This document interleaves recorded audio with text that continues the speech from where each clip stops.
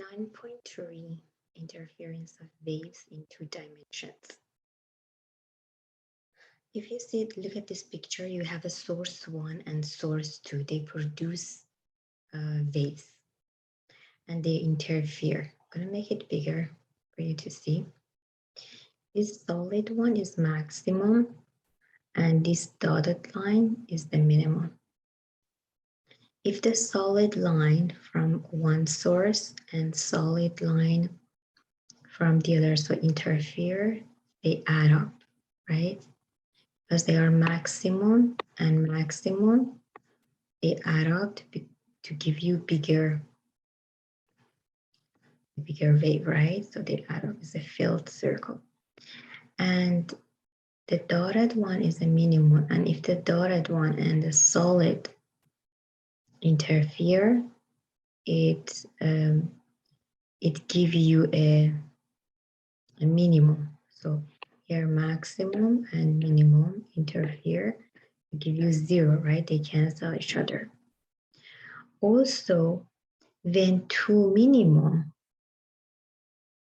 interfere, it gives you minimum and minimum interfere. It will give you the big minimum. So those things that minimum and minimum interfere give you the bigger minimum. Sorry, the maximum and minimum interfere give you node, means nothing, no light.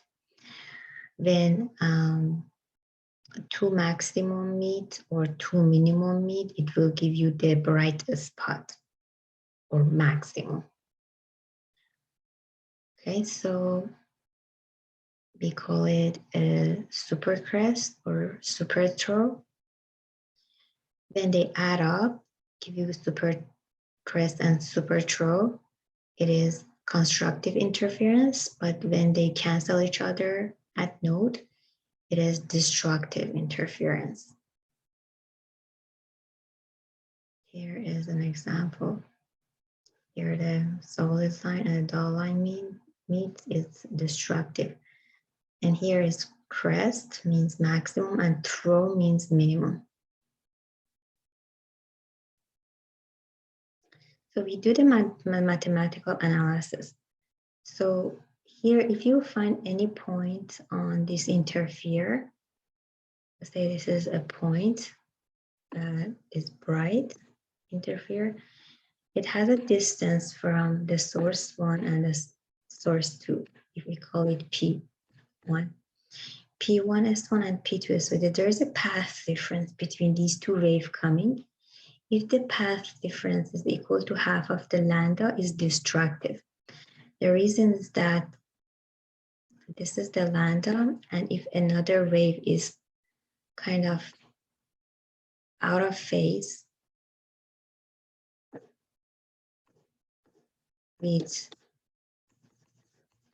one lambda, so maximum and minimum will interfere, right?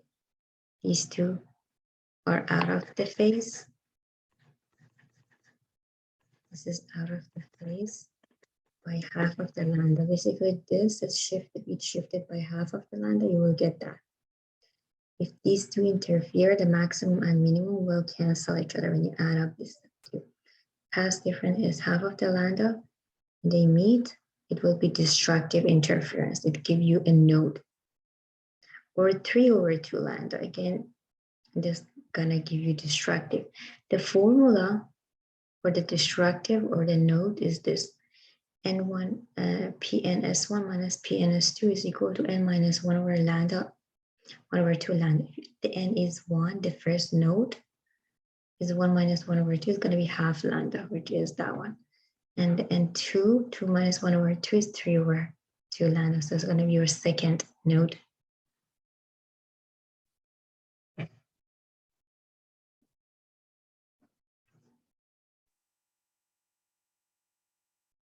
Okay, so here we want to do some mathematical, so you don't need to prove anything in the exam, just knowing the formula coming out. We got this formula has help you to understand this concept maybe better.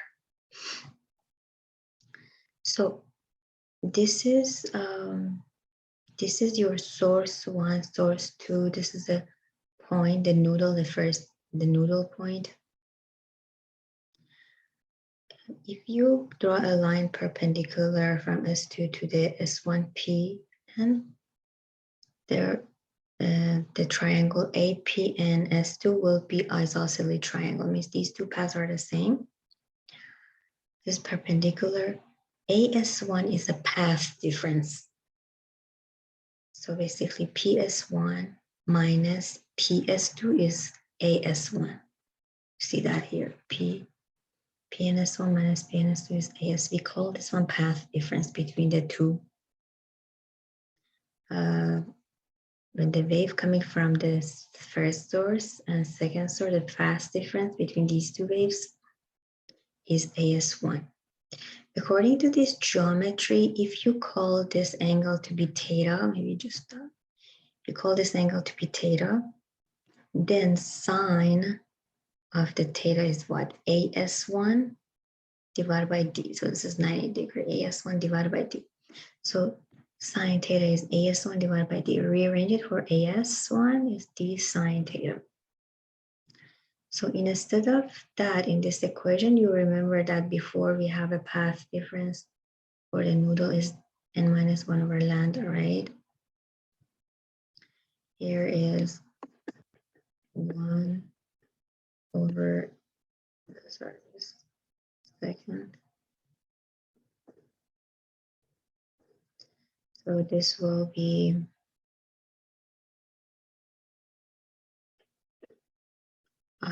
1 n minus 1 over 2 lambda for the noodle. So AS1 is AS1 sine theta is AS1D, so AS1 is D sine theta. Instead of AS1, you put just D sine theta, you'll get this. You bring D to the other side, that would be the equation. Sine n theta is equal to n minus 1 over 2 lambda over D. Okay. You know that if sine, the maximum value for possible for the sine theta is 1, right? The sine theta cannot be bigger than 1. So the maximum of this value here could be approximately equal to 1. If you do that, and for the fourth noodle point, if you calculate lambda, the maximum wavelength will be 0.57. And if you, let's say you have a D opening and the distance between the two sources, you can find the maximum wavelength possible. Okay, looking more into the geometry of that to understand that better, let me just erase this. Maybe I just make it a little bit smaller for you to see the whole picture. Okay. Looking at this picture, we called this one to be theta n, right? And if the middle of the S1 and S2, the source 1 and 0, we call it C. And here is perpendicular bisector, right bisector here.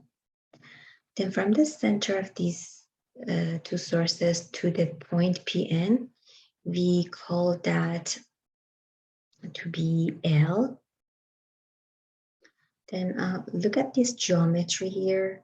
It's very small, so they make this bigger. So this is your theta n, and this is your perpendicular, the right bisector, and this is somehow your path difference. Okay, sorry, this is that line. So you want to prove that this theta here, which is that, is equal to theta n. So this is obvious. If this is theta, this is 90 degrees, so this is going to be what? 90 minus theta. And since the whole thing here is 90, then this is going to be theta. So this is theta to prove that this is theta. Now we can use the geometry. This is what we had before. We know sine theta here is what?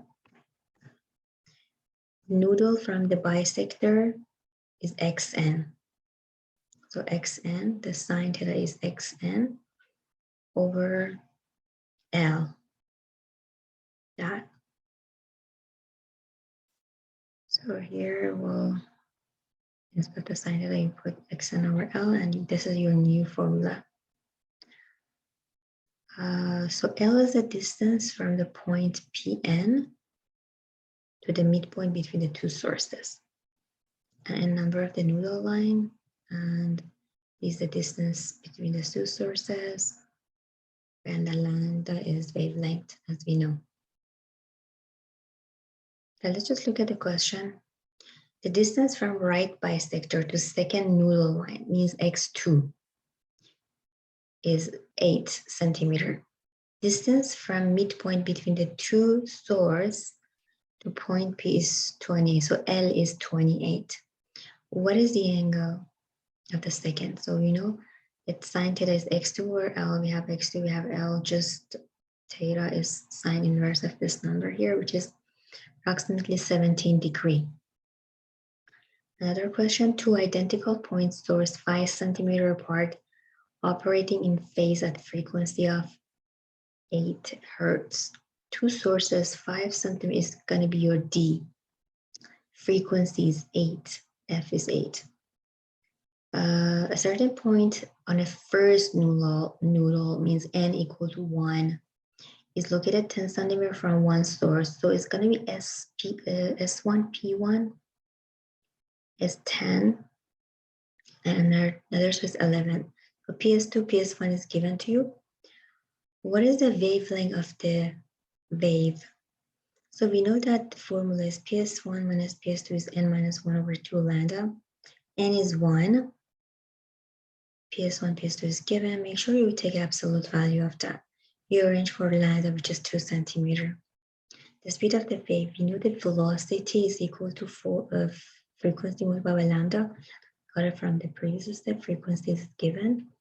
So its velocity is 16 centimeters per second. For practice, you can do first question. First question and second question here.